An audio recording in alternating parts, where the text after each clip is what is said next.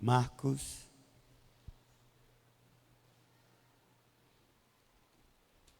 capítulo 4.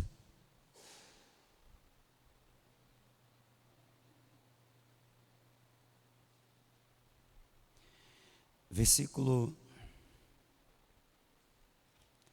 18. Marcos 4, 18. Os outros, os semeados entre os espinhos, são os que ouvem a palavra, mas os cuidados do mundo, a fascinação da riqueza e as demais ambições, concorrendo, sufocam a palavra, ficando ela infrutífera. Os outros, os semeados entre os espinhos, são os que ouvem a palavra, mas os cuidados do mundo, a fascinação da riqueza e as demais ambições, concorrendo, sufocam a palavra, ficando ela infrutífera. Amém? Nós chamamos de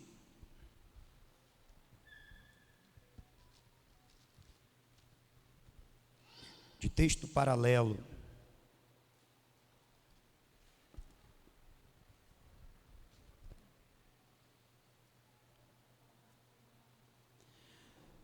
O que também Lucas escreveu, que nós encontramos no capítulo 8 do Evangelho que leva seu nome. Versículo 14 de Lucas 8. O que caiu entre os espinhos são os que ouviram e no decorrer dos dias foram sufocados com os cuidados, riquezas e deleites da vida. Os seus frutos não chegam a amadurecer. Eu quero tomar por base a parábola da semente para falar sobre quando os cuidados dessa vida se tornam perigosos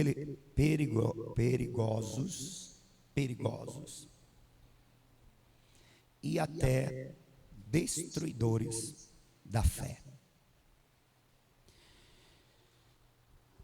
Eu estou tomando por base, portanto, a parábola da semente para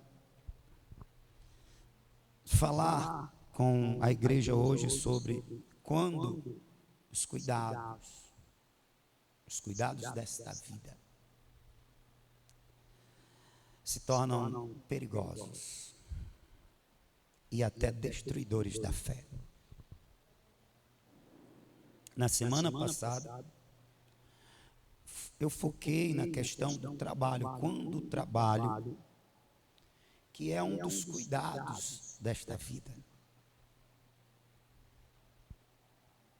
se torna perigoso e até destruidor da fé. Dessa vez, eu não vou falar, eu vou exemplificar o que são os cuidados. Eu vou falar de uma forma mais geral, para que a gente identifique tudo aquilo que, embora seja até justo, correto, seja necessário, pode, quando se tornar perigoso, quando estiver interferindo na nossa fé ao ponto de causar um abatimento, uma frieza, um distanciamento, a gente identificar isso daqui é um cuidado desta vida que é necessário é até justo, mas está passando do limite. Acorda, crente. Está passando do limite, está ameaçando o que eu tenho de mais importante na minha existência. Para esse tempo, nós temos a fé. E a gente tem que cuidar da fé. Lembrando que fé não é apenas acreditar ou confiar em Deus. A fé é também uma decisão, uma disposição para viver a vontade de Deus. A fé também diz respeito, dependendo do contexto, daquilo que compõe as regras e norteiam um viver ou viver cristão. Aquilo que, portanto, fala do que nós acreditamos, dos nossos valores, os valores cristãos, o que os cristãos acreditam, que norteia ele. Nesse sentido, a fé é o conjunto também das verdades escriturísticas, que norteia o nosso viver como filhos de Deus. Então, quando eu falar de fé, aqui eu não estou falando de confiar em Deus, que esse também é um sentido da fé, pistis, né? Em grego. Não, os valores que norteiam o nosso viver com Deus, ou o nosso viver para Deus. Amém? Amém. Então veja, tanto Marcos como Lucas, e eu acredito, Mateus também, eles trazem, são os evangelhos sinópticos, né? Eles trazem esta parábola. O Lucas, ele traz alguma coisa além, ele traz parábolas que não tem nem Marcos, nem Mateus, por exemplo, do filho pródigo. Mas aqui é uma parábola que os três fizeram questão, ou melhor, que o Espírito que inspirou eles, o Espírito de Deus, fez questão que eles registrassem.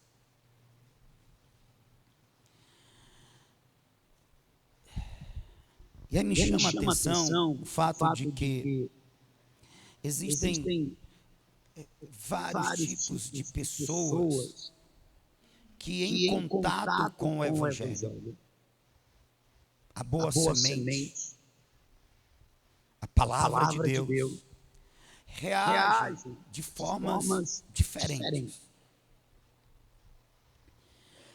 O Senhor Jesus, ele faz questão de trazer 4 dessas reações.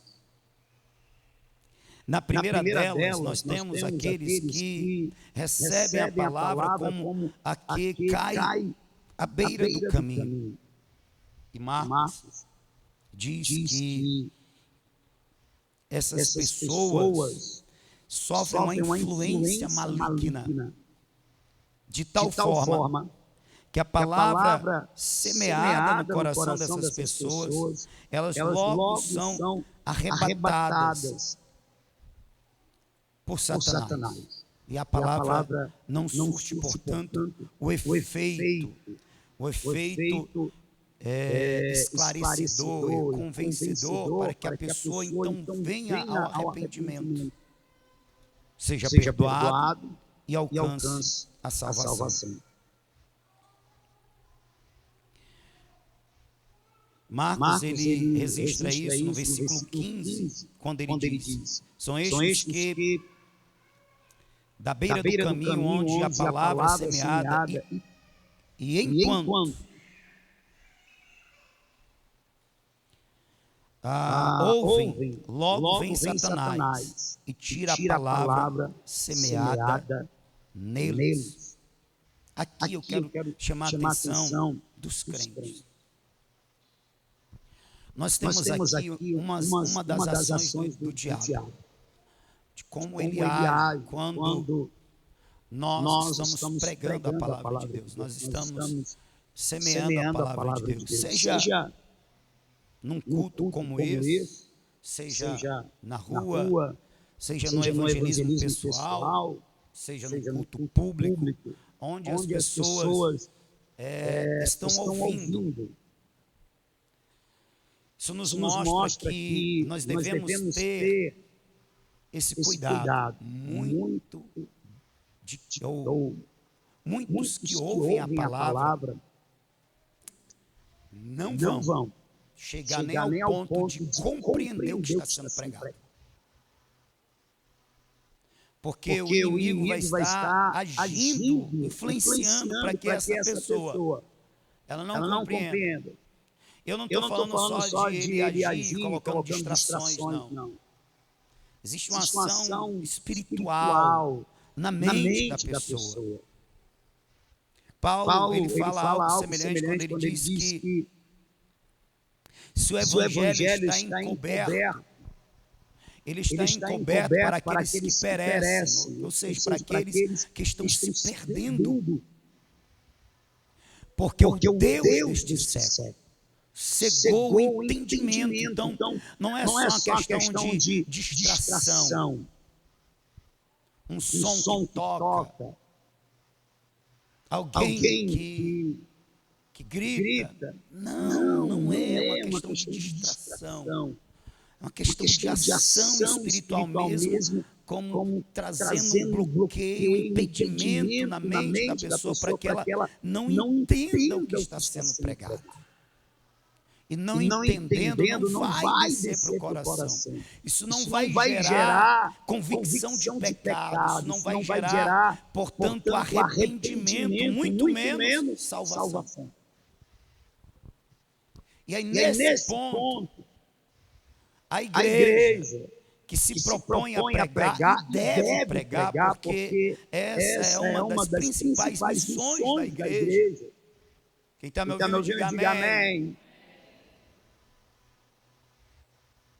Deixa eu abrir um aspas para confirmar o que está sendo dito. São das principais missões da igreja. A gente já viu Marcos 16:15 aí, de pregar o evangelho a toda criatura. Paulo, escrevendo a Timóteo, no capítulo 2, versículo de número 15. Eu queria ler esse texto com você. Paulo, ele chama a igreja de a coluna, o baluarte da verdade.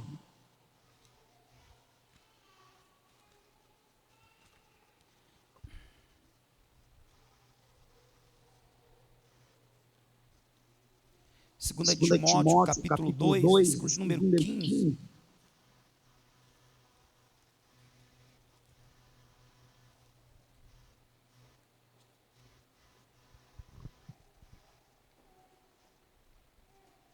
Perdão. É o primeiro dos 15, viu?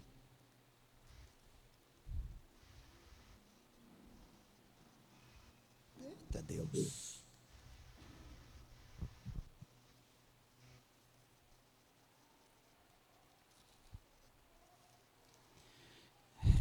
Perdão, deixa eu procurar aqui para não ficar...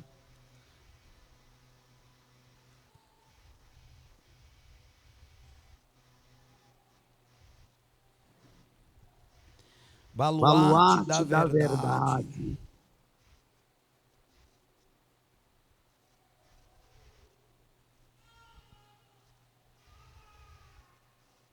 Primeira Timóteo 3:15. Eita Deus.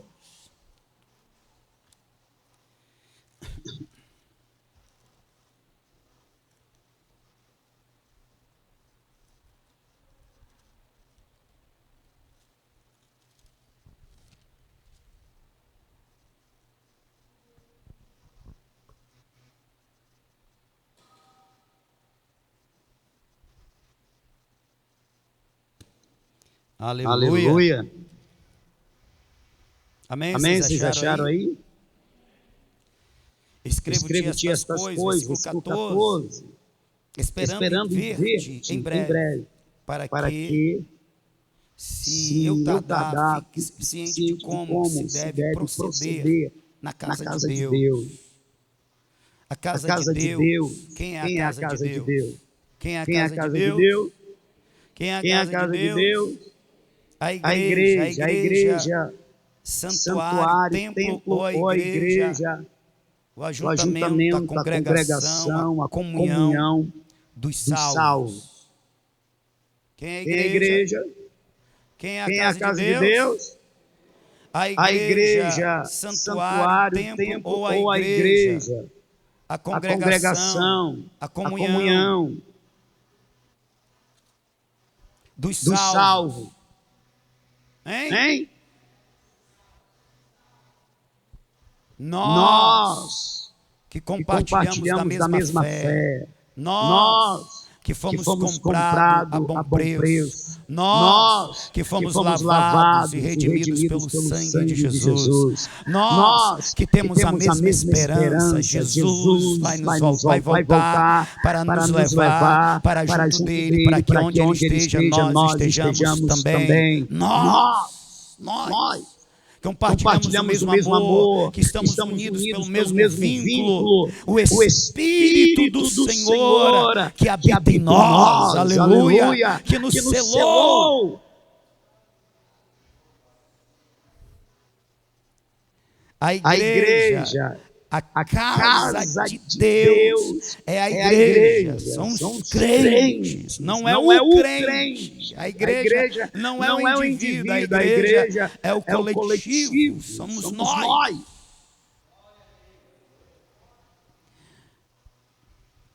A igreja, oh glória.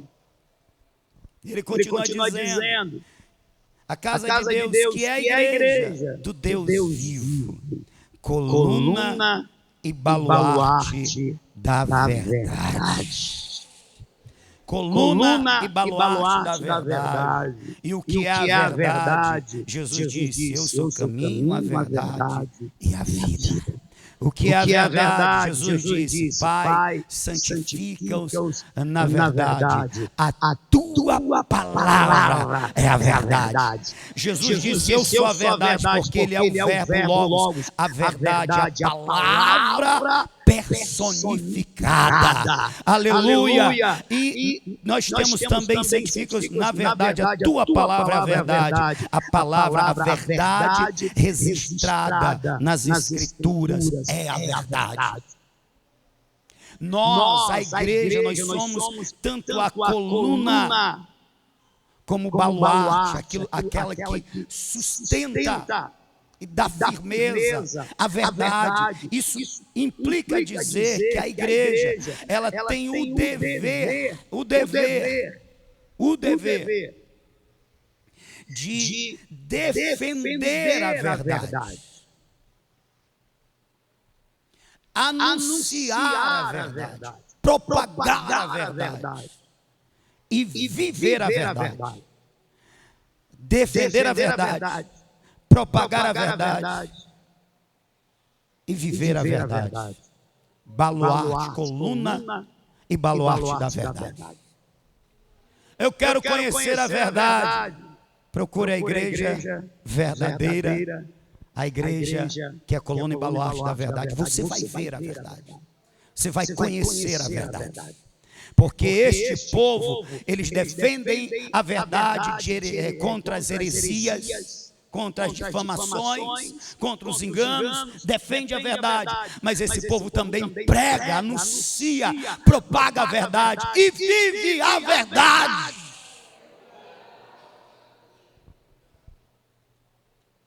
Então veja, nós, como a igreja de Deus, nós devemos ter esse cuidado quando estivermos anunciando a verdade, sabedores que o inimigo ele provoca esses bloqueios, essa cegueira, esse impedimento na mente das pessoas.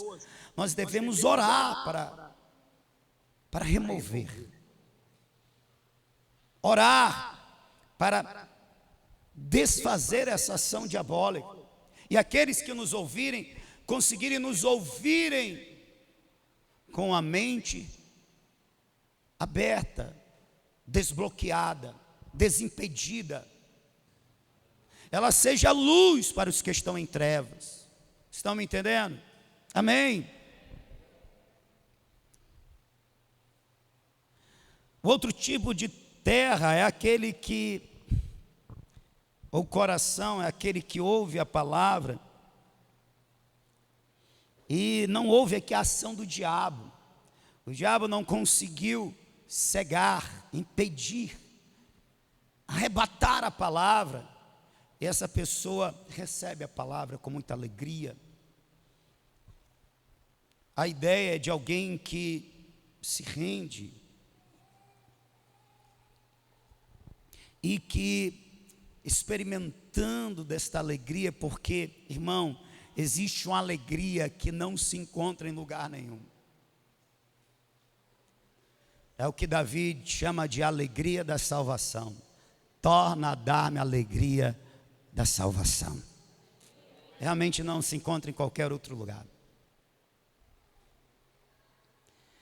Só que em vindo as perseguições e as aflições por causa do nome, por causa da fé, essas pessoas não têm firmeza, porque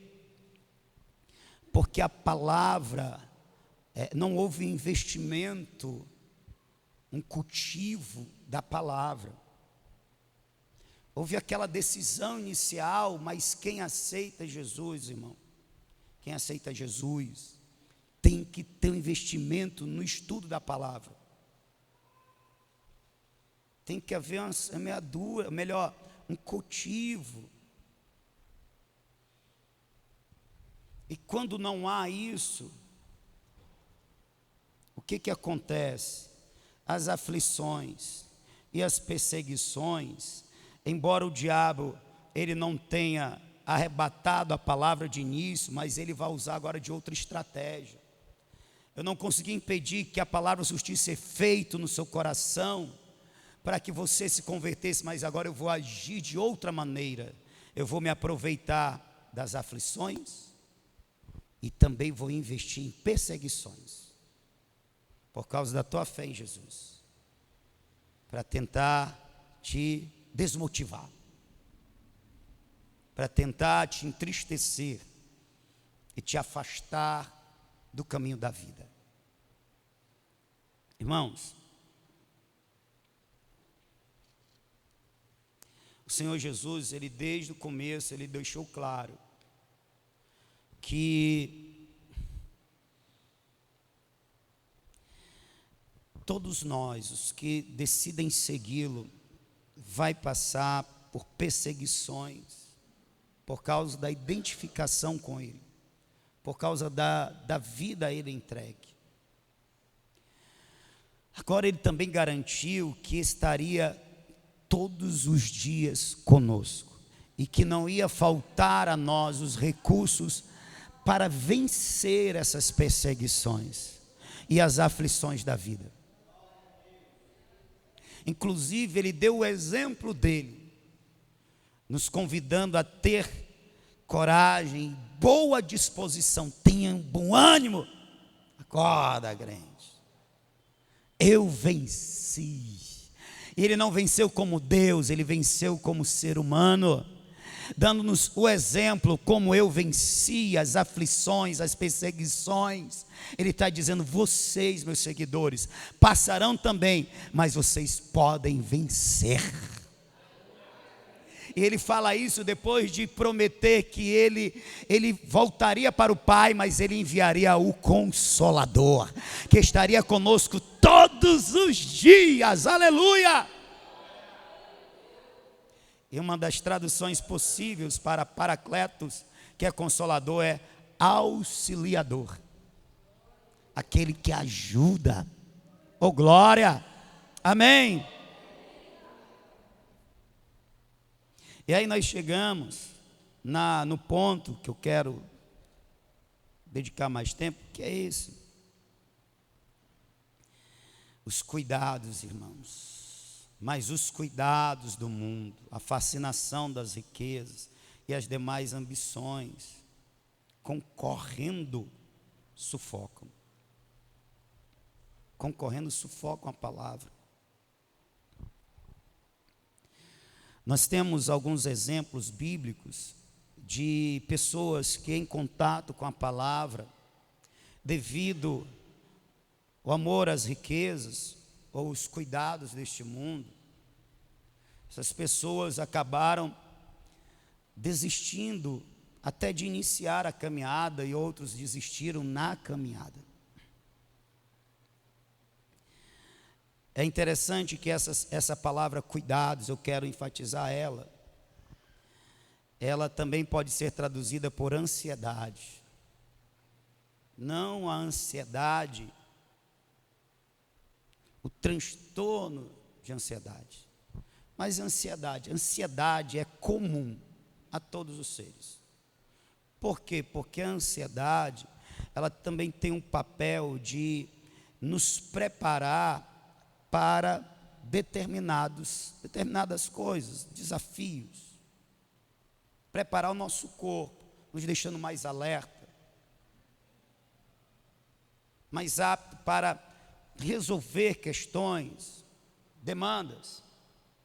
O problema é quando essa ansiedade, ela é constante e quando ela é uma antecipação de coisas que talvez nem aconteçam. Eu falo de ocupar-se com possibilidades que provavelmente não acontecerão.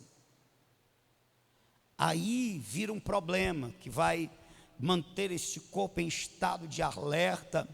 E quando eu falo de estado de alerta, eu estou falando de hormônios que são liberados no corpo, nos preparando para isso. Só que quando isso é constante, isso adoece o corpo. Se adoece o corpo, adoece o indivíduo. Amém? Então, está preparado para algo que vai acontecer e você está se antecipando, se preparando para enfrentar isso. Opa, é normal. Agora, quando está no mundo das possibilidades, possa ser que isso aconteça, possa ser que isso venha a existir, eu já estou me preparando, aí é um problema.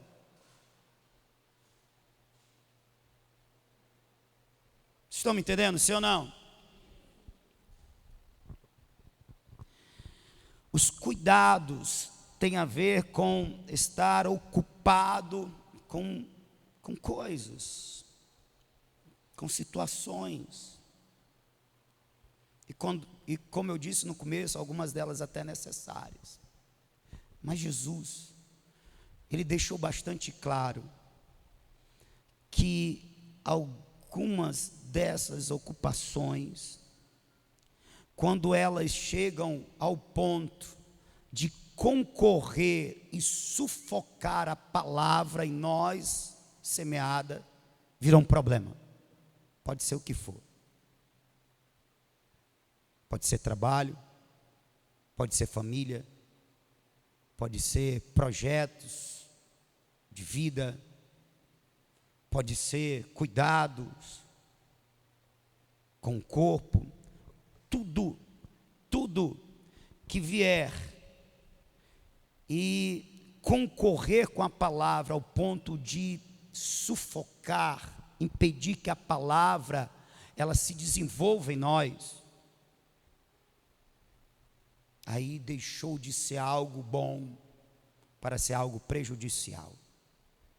E aqui eu quero chamar a atenção de vocês. A Bíblia fala de um homem chamado Demas.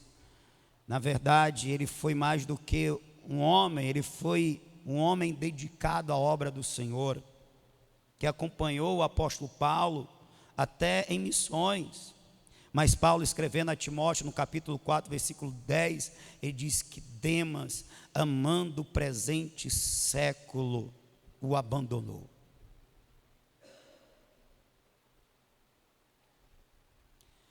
É interessante que Paulo não diz o que Demas amou. Ele diz que Demas amou o presente século, ou seja, as coisas desta vida. Nos traz a ideia de a maneira de viver no presente, nesta vida que nós ainda temos neste mundo. Isso chegou a um ponto que concorreu com a devoção dele. A Bíblia chama a devoção de piedade, amém? A Bíblia chama a devoção de? A Bíblia chama a devoção de? Isso é importante, que eu vou trazer um texto, se der tempo, que fala sobre piedade. Então isso concorreu com a piedade dele, a devoção dele, ou seja, aquela vida que ele estava vivendo na obra do Senhor, para a obra do Senhor, né, que nos faz com que a gente abra mão de algumas coisas, para poder ter os recursos preciosos como o tempo, recurso precioso como o vigor, a disposição, o coração. Chegou a concorrer e ele optou para abrir mão da vida de piedade dele, dedicado a Deus, a sua obra, para viver o que no mundo estava lhe interessando. E Paulo não fala que era um pecado de luxúria. Demas amou a fornicação. Não, ele não diz isso. Demas amou a idolatria. Demas amou o dinheiro. Demas amou a posição social. Demas amou o poder. Não, Demas amou o presente século. Trazendo essa ideia que Demas amou viver esta vida como os outros que não conhecem a verdade vivem, em detrimento a uma vida a qual o Senhor Jesus nos chama para viver a partir do encontro com Ele, mediado pela cruz. Para a gente ter mais uma ideia do que eu estou tentando falar, o apóstolo Paulo, escrevendo a Tito, no capítulo 2, você pode abrir a sua Bíblia, Tito, capítulo de número 2.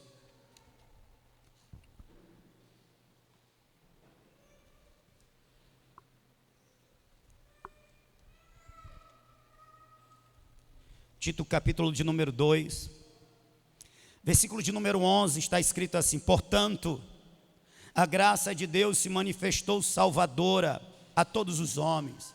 Diga, Deus, por sua graça, ou seja, eu não merecia. Diga, eu não merecia. Mas Deus, graciosamente, me salvou.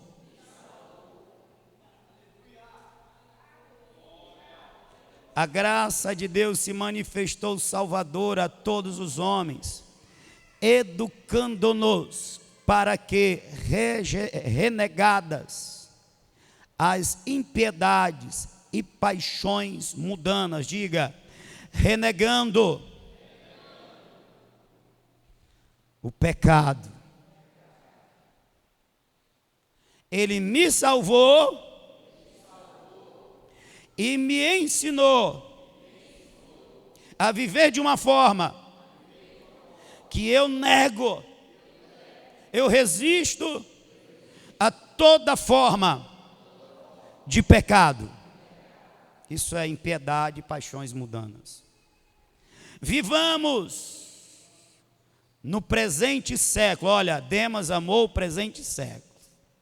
Vivamos no presente século santa, justa. Santa e justa diz o quê? O contrário de viver em pecado é viver em santidade. Diga, Deus me salvou para que agora eu viva em santidade e não mais em pecado. E não mais em pecado. Amém? Mas tem mais um detalhe. Qual é o detalhe, pastor?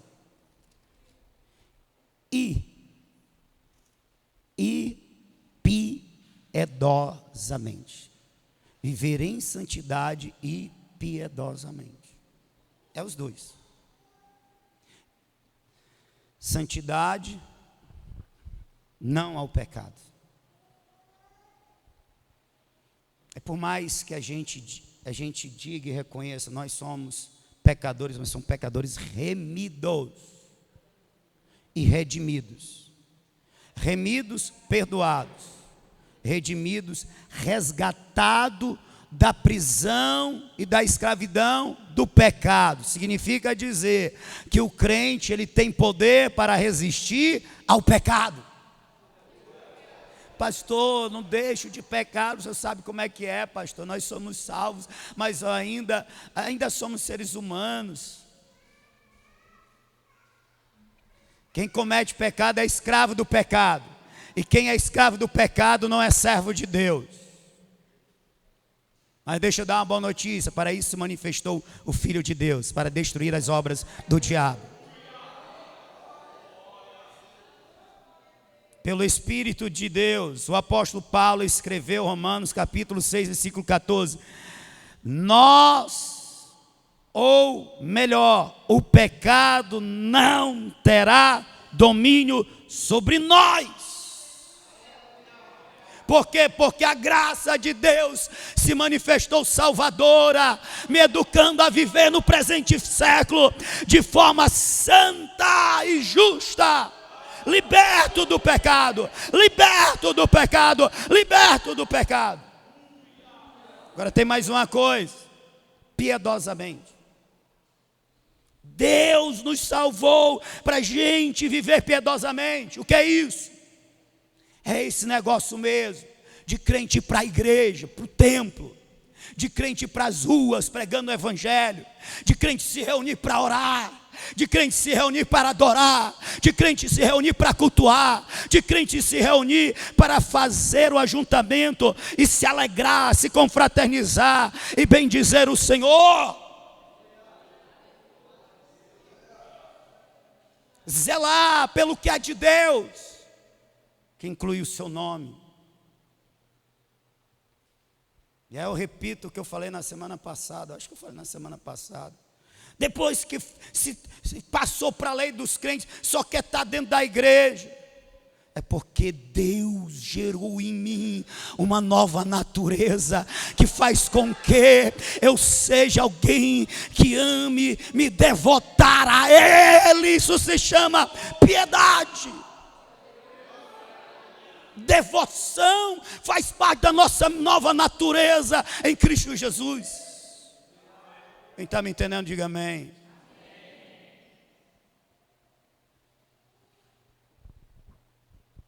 Quando os cuidados desta vida competem ao ponto de sufocar um viver santo e justo e piedoso, cuidado com os cuidados. Eles estão te matando. Eles estão te adoecendo. Eles estão te enfraquecendo, eles estão te afastando de Deus.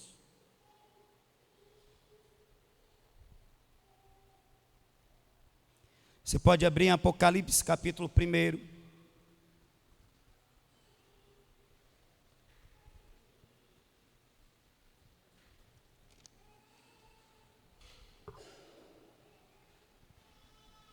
Apocalipse capítulo 1, versículo de número 6. Vamos ler. Versículo 6, da água para o homem. Aquele que nos ama e pelo seu sangue nos libertou dos nossos pecados. Obrigado, Senhor Jesus. Aleluia. É como eu disse anteriormente, o Senhor, olha irmãos, o Senhor não apenas teria o cuidado de nos libertar, Ele também, com a libertação, Ele nos dá o poder de nos mantermos libertos. Nos libertou de quê, irmãos? Do que o Senhor Jesus nos libertou? Ele nos libertou de quê, irmãos? Ah, pastor, eu não consigo deixar a pornografia, eu não consigo deixar o vício. Consegue, se verdadeiramente o Filho te libertar, sereis livres.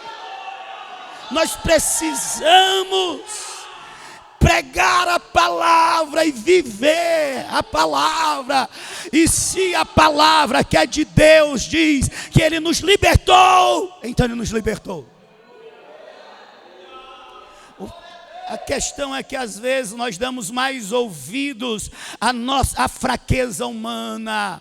Nós damos mais ouvidos ao que o diabo e os demônios dizem. O que o mundo diz. O mundo diz que determinadas coisas não tem como se libertar. O mundo diz: quem é adicto vai para sempre, vai morrer adicto. Isso é o que o mundo diz, mas a palavra de Deus diz: se o Filho vos libertar, verdadeiramente sereis livres. Ele nos libertou pelo seu sangue.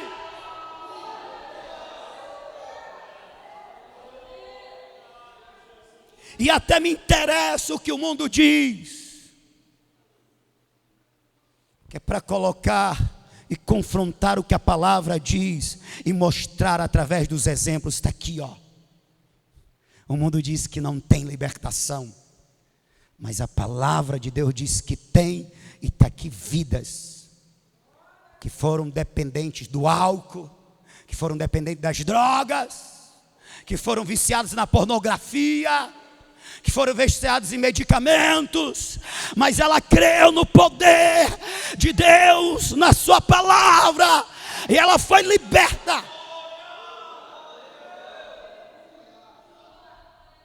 Uou! Aquele que nos ama e pelo seu sangue nos libertou dos nossos pecados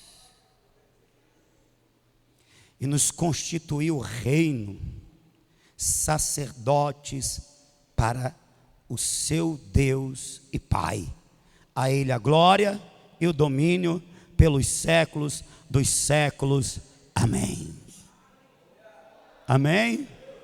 A Ele a glória.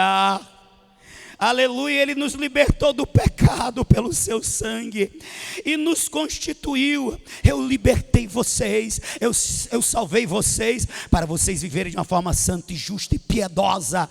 É aqui ele está dizendo: eu libertei vocês para que vocês sejam sacerdotes de Deus. Sacerdotes de Deus. O ofício do sacerdote era levar a Deus as ofertas. O principal ofício dos sacerdotes era cultuar a Deus, levar o povo ao conhecimento de Deus, levar o povo ao culto a Deus. Esse é o nosso ofício como igreja.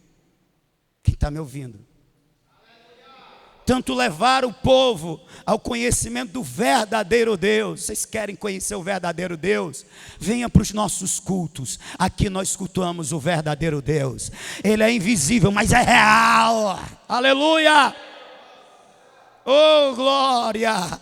Nós cultuamos o verdadeiro Deus. E aqui conosco você vai aprender como cultuar esse verdadeiro Deus. Deixa eu te dizer, para que Ele receba o teu culto, você tem que passar pelo lavar regenerador da sua palavra, do seu espírito. Você tem que ser comprado pelo sangue. Você tem que ser feito por Ele uma nova criação. Aleluia! E aí nós fazemos esse trabalho de sacerdotes. Tanto a gente presta culto, como a gente também ensina quem é Deus e como cultuar esse Deus. Sacerdotes, ou seja, a igreja tem tarefas, a igreja tem ocupações, e que ocupação maravilhosa! O baluarte da verdade, defender a verdade, viver a verdade, pregar a verdade, aleluia, ser piedoso, ser devoto, para que o mundo olhe para nós assim, como é esse negócio de servir a Deus, adorar a Deus. Olha para um crente piedoso, olha para um crente dedicado, e você vai ver o que Deus espera daqueles que se aproximam dele. Como eu conheço, como eu adoro esse Deus, vai lá para a igreja dos crentes, que você vai aprender. Porque os crentes, a igreja do Deus vivo, recebeu essa honra de ser reino e sacerdotes do Deus vivente. Tudo que concorre com isso, ao ponto de sufocar, de tomar o lugar, é maligno. É maligno. É do diabo. Você está me ouvindo? Eu li 2 textos que deixam bastante claro o porquê Deus nos salvou, para que Deus nos salvou e nos fez igreja. Podia citar muito mais. Então veja, quando os cuidados desta vida se tornam perigosos e destruidores da fé, quando sufocam a semente do Evangelho e torna a vida infrutífera. Deus nos chamou para as boas obras, Deus nos chamou para que frutifiquemos, Deus nos chamou para sermos piedosos. Você quer ver um exemplo de piedade na Bíblia? Além de Paulo, além de Pedro, nós temos o caso de Simeão, o caso de Ana. A Bíblia diz que aquela senhora, Ana, ela todos os dias servia ao Senhor no templo, como? Com orações e jejuns. Esse serviço é piedade na prática.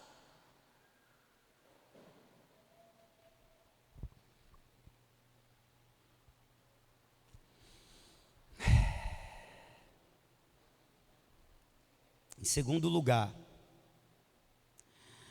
quando os cuidados, eles são perigosos e destrutivos, quando sobrecarregam o coração, impedindo uma nova vida. Quando sobrecarrega o coração, porque uma coisa é a prática, mas também tem um coração que está cheio de preocupações, de coisas que precisam ser feitas, que precisam ser guardadas, protegidas. E a mente, o coração fica tão ocupado com essas coisas que não tem espaço para amar a obra de Deus, amar a Deus, glorificar a Deus. Tem muita gente enganada, pensando que glorificar a Deus é só dizer aleluia. Eu vou para o culto domingo e eu digo aleluia. Se bem que hoje estava tão pesado na hora do louvor que teve dificuldade crente de dizer aleluia e glória a Deus. Mas o problema não é o peso do culto, é o adorador que não entendeu que é ele que faz o culto. Ou seja, dá pouco e ainda não dá no pouco que é para dar. Que é pouco você chegar no culto e dizer aleluia, glória a Deus. Deus quer mais do que isso. Você quer um exemplo? Quem quer o exemplo? Diga amém. Então vamos lá para o Evangelho de João, capítulo de número 17. Jesus, olha aí, já deu a hora, que benção. Significa dizer que eu tenho que terminar. João capítulo 17.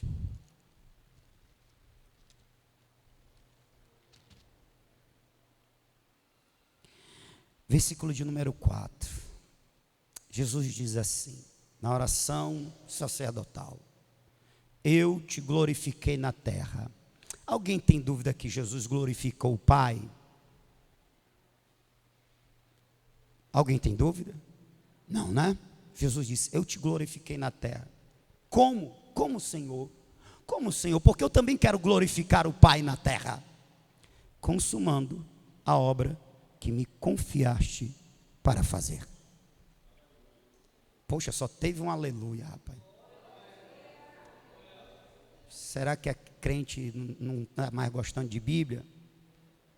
Será que a gente está querendo ficar com os nossos conceitos? Eu te glorifiquei na terra. Como? Consumando a obra que me confiaste para fazer. Como é que o crente glorifica o Pai? Como é que o crente glorifica a Deus? Com aleluia, pastor. Não, irmão. Isso daí é muito básico. É mais do que isso. Nós glorificamos a Deus quando nós vivemos. Tito 2, a partir do versículo 2, de forma santa, justa e piedosa. E piedosa é o quê? Devoção. Piedosa é o quê? Como eu glorifico a Deus. Apocalipse 1:6, sendo sacerdotes de Deus na terra. E o sacerdote fazia o quê? Ensinava o povo. E o sacerdote fazia o quê? Intercedia pelo povo. E o sacerdote fazia o quê? Cultuava, levava o povo a cultuar a Deus.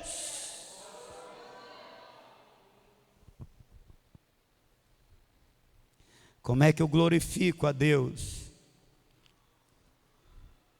Aceitando a proposta dele, aquela que eu falei na última reunião, que eu disse que a proposta de Deus é uma proposta muito boa. Ele diz: me dá os teus anos de vida na terra, e eu te darei a eternidade. Quanto aos anos de vida do Josimar na terra, eu tenho tanto. Se eu chegar a uns 80, rapaz, dá uns 30 e pouco. 30 e pouco.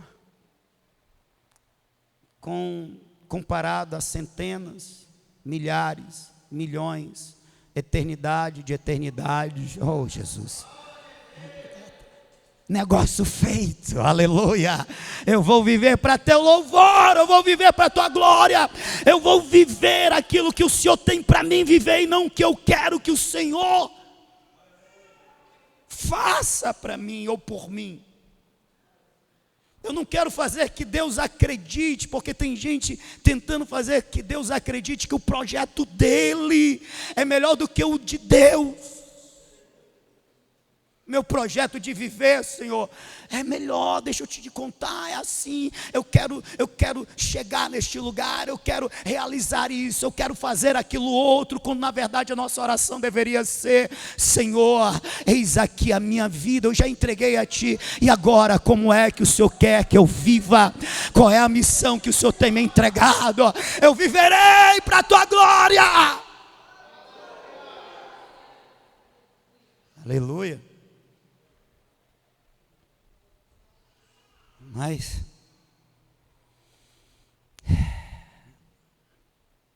você pode, eu estou encerrando,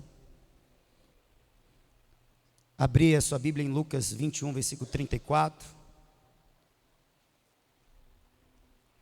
Amém? Lucas 21, versículo 34. Esse versículo falou comigo esses dias. E eu fiquei, meu Deus, eu tenho que compartilhar isso com o meu povo, com o teu povo. Jesus diz: acautelai-vos, ou tende cuidado. Jesus disse. Quem foi que disse? Será que dá para você dar crédito que Jesus disse? Tomem cuidado. Tomem cuidado por vós mesmos, para que nunca vos suceda que o vosso coração De tudo que deves guardar, disse o sábio, guarda o teu coração, porque deles procede o caminho da vida. Fique sobrecarregado com as consequências das orgias, da embriaguez e das preocupações deste mundo, ou é a mesma palavra que Marcos e que Lucas usa como cuidados deste mundo. É a palavra grega merimna, os cuidados deste mundo. E para que aquele dia não venha sobre vós repentinamente como um laço. Jesus está falando, quem está me ouvindo, diga glória a Deus. Jesus está falando sobre os últimos acontecimentos que antecedem o seu retorno.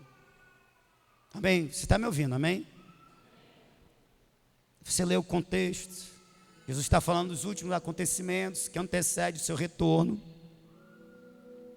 E aí ele finaliza dando um alerta aos seus discípulos. Cuidado, ele está querendo dizer, cuidado para que quando eu voltar, o coração de vocês não estejam desviados. Com o que, Senhor? Com os prazeres carnais, as consequências das orgias, os prazeres carnais, a luxúria, que envolve os pecados da carne, fornicação, adultério.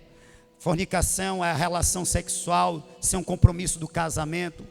Os pecados de ordem sexual. Quando eu voltar, vocês tomem cuidado para que o coração de vocês não estejam tomado dessas coisas. Aí ele vai e diz da embriaguez,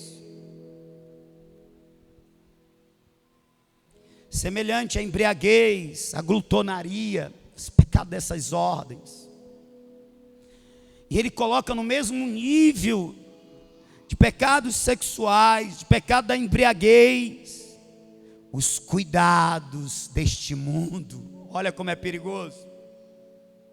Jesus está dizendo que quem tiver naquele dia com o coração tão apegado aos cuidados deste mundo, ao ponto que no coração dele está sufocada a palavra não frutificou, não gerou alguém piedoso, alguém que ama a Deus e quer viver para Ele, para a glória dele. Essa pessoa